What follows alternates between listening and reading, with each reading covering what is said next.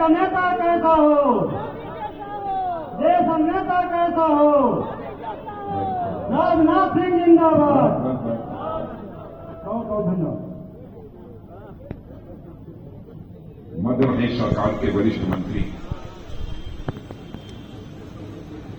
और मेरे अनुज और इनसे आप सभी अच्छी तरह परिचित हैं। बहुत ही तेज तर्रार नेता श्रीमान प्रहलाद जी पटेल, राज्य मंत्री श्री प्रति राधा सिंह और विनम्रता शालीनता के प्रति लंबे समय से जिन्होंने की पार्टी की सेवा की है, अपनी विचारधारा के प्रति पूरी तरह से समर्पित रहे, ऐसे डॉक्टर राजेश जी मिश्रा, रणवीर सिंह जी रावत, राम सुमिरन जी, रामनिवास जी साहू, राजेंद्र मेश्राम, श्रीमती प्रज्ञा त्रिपाठी, राम लल्लू वैश और बहुत सारे नाम हैं। और इस सभा में मौजूद मेरे सभी सम्मानित बहनों और भाई,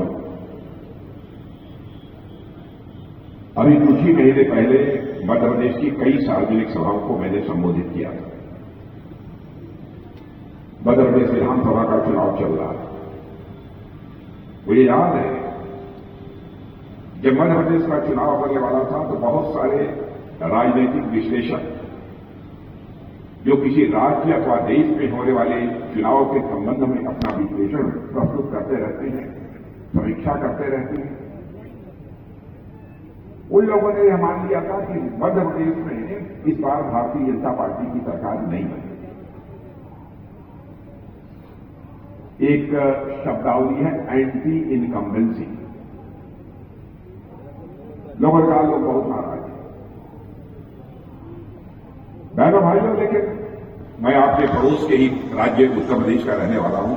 जब भी मध्य प्रदेश के लोगों के साथ हमारा मिलना जुलना होता था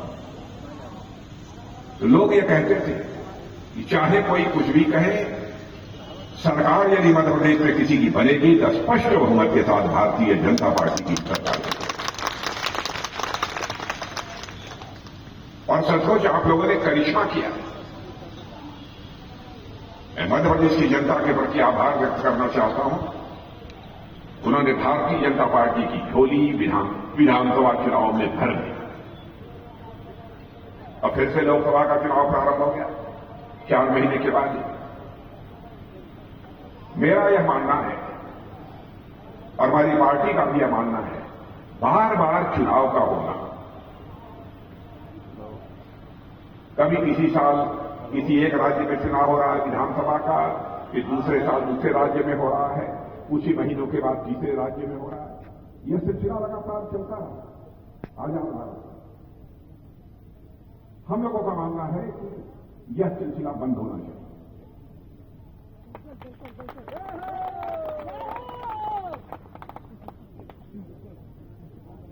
एक देश एक चुनाव, वन नेशन वन इलेक्शन।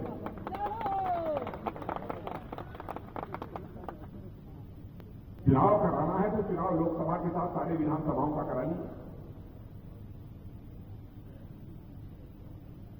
और यहां तक नगर पंचायतें हैं, नगर पालिकाएं हैं, ग्राम पंचायतें हैं, इन सबका चुनाव सारे देश भर का एक साथ कराइए।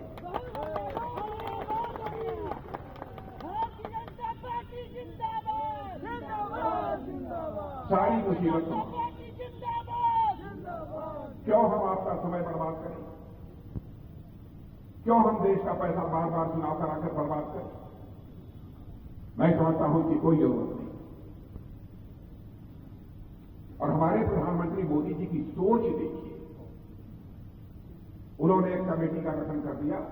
हमारे भारत के पूर्व राष्ट्रपति आदरणीय रामनाथ जी कोविंद की अध्यक्षता में, और उन्होंने कहा कि यह कमेटी गंभीरतापूर्वक हारोली चीजों की स्टडी करके समग्र रूप से अध्ययन करने के बाद एक रिपोर्ट देंगे,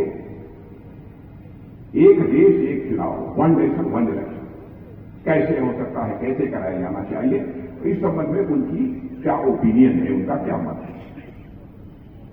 और हमारे पूर्व राष्ट्रपति रामनाथ जी कोविंद ने अपनी रिपोर्ट भी उन्होंने प्रस्तुत कर दी। अब देखिए आगे फैसला इसका होगा क्या होना है। अब इस समय तो उस संबंध में कुछ नहीं कहना चाहूंगा, लेकिन हम लोगों का विचार यह है, एक चुनाव एक देश, वन नेशन वन इलेक्शन, यह होना चाहिए। आप लोग सहमत हो तो तालियां बजाइए।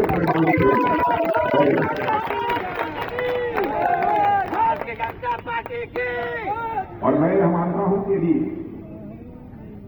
एक देश एक चुनाव यदि होता है तो भारत का लोकतंत्र मजबूत होगा।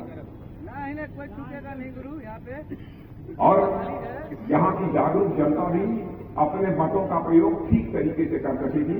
और बार बार कभी कभी मैं देखता हूं कि राजनीतिक पार्टियां जनता को जो तरह तरह के प्रलोभन देने की कोशिश करती हैं, उनकी जनता की आंखों में धूल झोंकने की कोशिश करती हैं, कम से कम यह सिलसिला तो काफी हद तक कम हो जाए।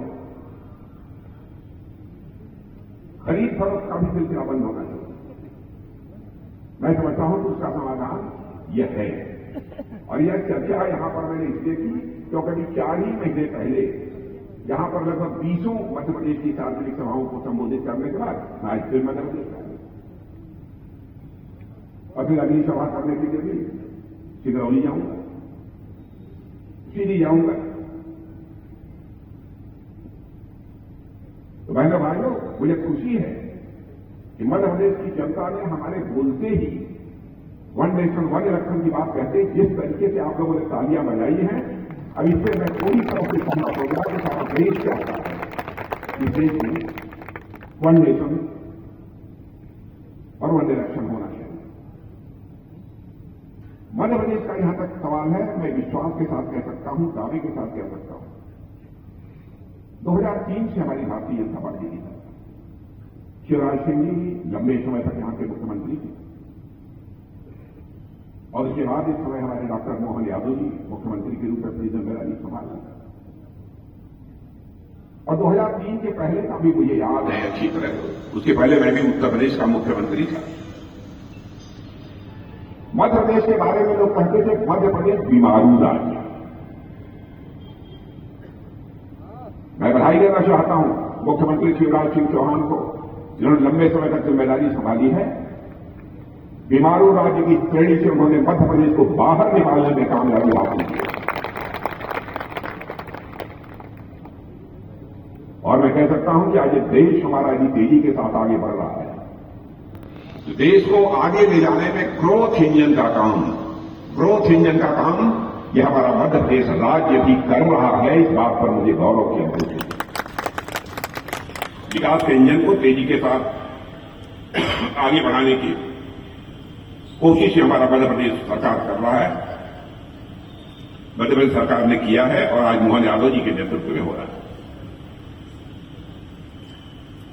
बहनों भाइयों, अब फिर से लोकसभा का जब चुनाव है, आप जानते हैं कि हमारे प्रधानमंत्री जो बोलते हैं वो सच बोलते हैं और भारतीय जनता पार्टी भी जो कहती है वो करती है। और मैं प्रेस के मित्रों से भी कहना चाहूंगा, जब से हम भारतीय जनता पार्टी के रूप में काम कर रहे हैं, और भारतीय जनता पार्टी छोड़िए, भारतीय जनसंघ के रूप से जब से हम काम कर रहे हैं, हमारे चुनावी घोषणा पत्र को निकालकर आप देखिए, जो हम लोगों ने कहा है उसको किया है।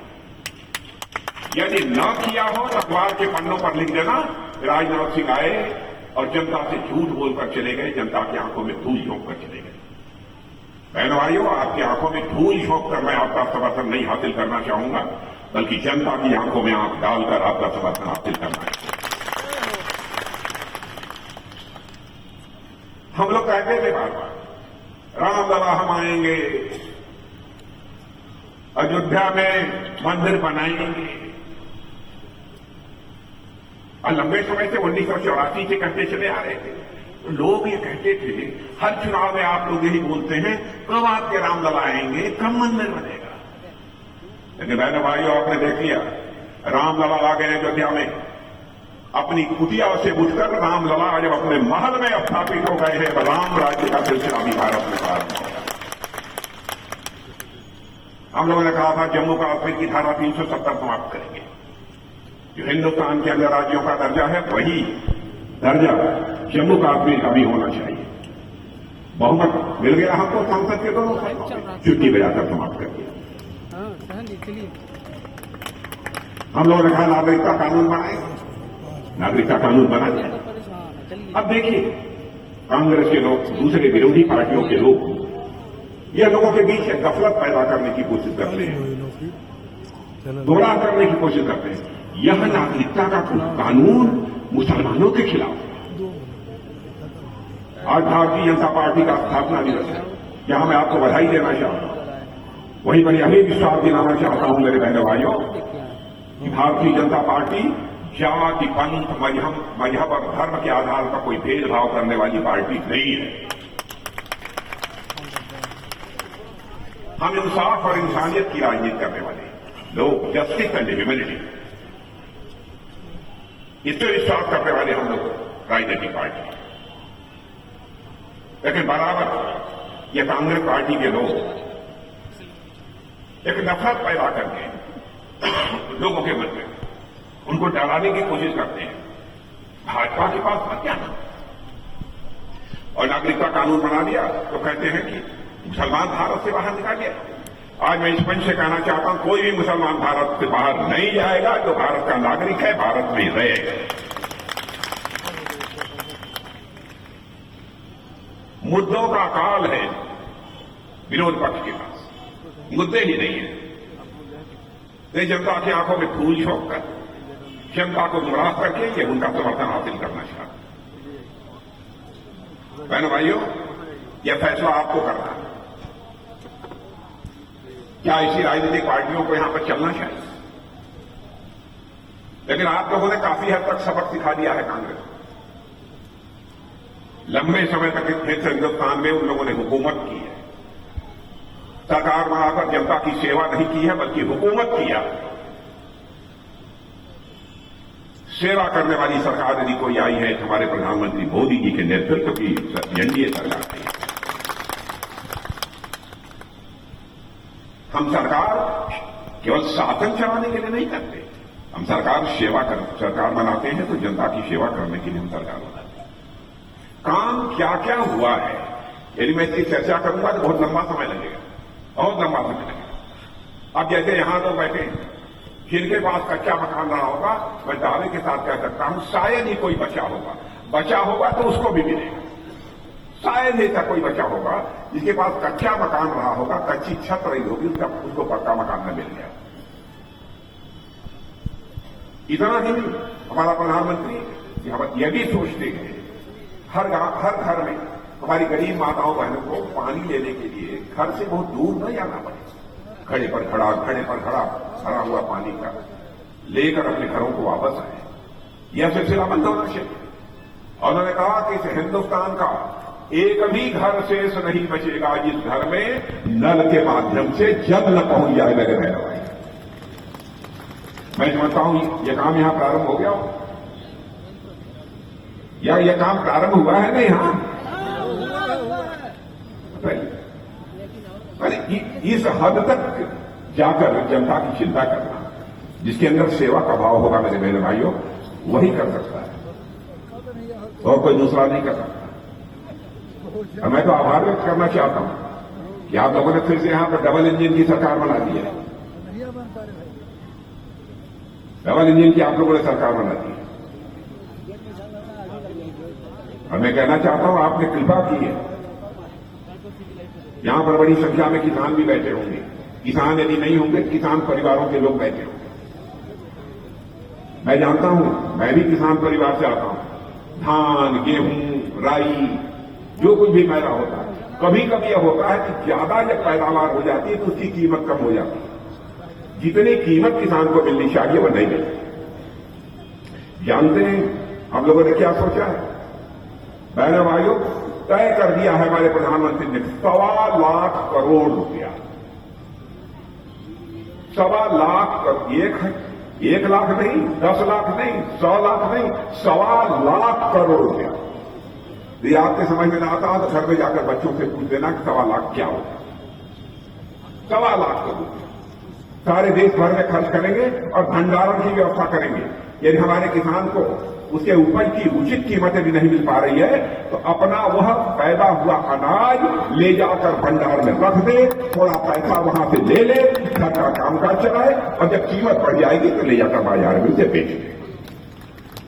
यह चलेगा कि नहीं चलेगा? और इस प्रकार की सोच 55 वर्षों तक इस भारत में कांग्रेस पार्टी की ले रही है। यह सोच यदि किसी की हो सकती है, जो सेवा भाव से राजनीति करेगा उसी की हो सकती है, और यह सोच यदि किसी की है तो भारतीय जनता पार्टी की सोच है। मुझे यहां तक खुशी हुई, बहुत सारे लोग मध्य प्रदेश में ऐसे थे जिनको जमीन और जाकर जोत लेते थे, लेकिन स्वामित्व का अधिकार उनको प्राप्त नहीं था। लोगों के घर बने थे लेकिन मालिक नहीं थे, घर को बेच नहीं सकते थे, स्वामित्व का अधिकार नहीं था। प्रधानमंत्री स्वामित्व योजना के अंतर्गत 20 लाख लोगों को मध्य प्रदेश में मालिकाना हक दिया गया है। कल्पना कर लीजिए कि सारे हिंदुस्तान में क्या हो। छोटी छोटी चीजों की तरफ ध्यान यदि किसी ने दिया है, जमीनी राजनीति करने वाली हिंदुस्तान की इकलौती राजनीतिक पार्टी भारतीय जनता पार्टी ने किया है मेरे मित्रों। और मैं आपसे कहकर जाना चाहता हूं, गरीबों को हर मुसीबत से बचाना यही है मोदी की गारंटी। गरीबों को हर मुसीबत से बचाना यही है मोदी की गारंटी। और भारत तो तेजी के साथ आगे बढ़ रहा है। आप लोग mister police inspector week of